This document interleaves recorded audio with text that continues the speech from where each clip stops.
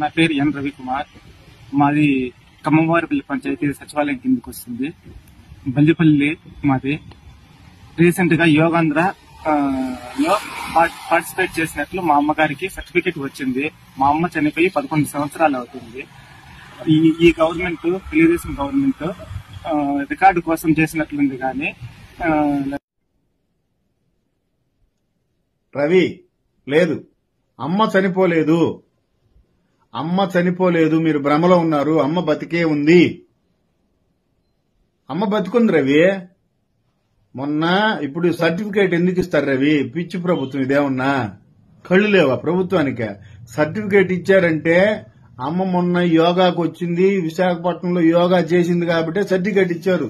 ఇప్పుడు నువ్వేం చేయాలంటే మా అమ్మ చచ్చిపోయిందనే భ్రమలో ఉండవాక ఆ సర్టిఫికేట్ తీసుకెళ్లి, సార్ మొన్న మా అమ్మ యోగాకు వచ్చింది బీచ్ కాడ, మా అమ్మకి సర్టిఫికేట్ కూడా ఇచ్చారు, అమ్మ తప్పిపోయింది సార్, అమ్మని ఎతికి పెట్టండి సార్ అని చెప్పి చంద్రబాబు నాయుడు గారికి, పవన్ కళ్యాణ్ గారికి, లోకేష్ గారికి ఒక లెటర్ ఇవ్వు.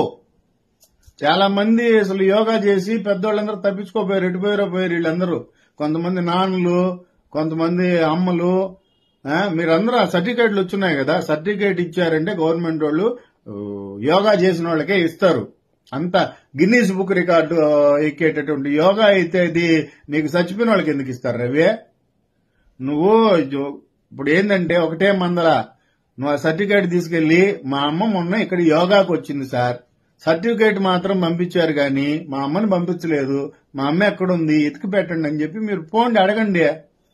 ఊరిని చచ్చిపోయింది ఏమో, చచ్చిపోయిన వాళ్ళు బతికి రావచ్చు, రాకూడదా? చచ్చిపోయిన వాళ్ళు ఇప్పుడు చంద్రబాబు నాయుడు మళ్ళీ ముఖ్యమంత్రి అయ్యాడు, అందుకని చచ్చిపోయిన వాళ్ళు అభిమానంతో బతికి వస్తారు.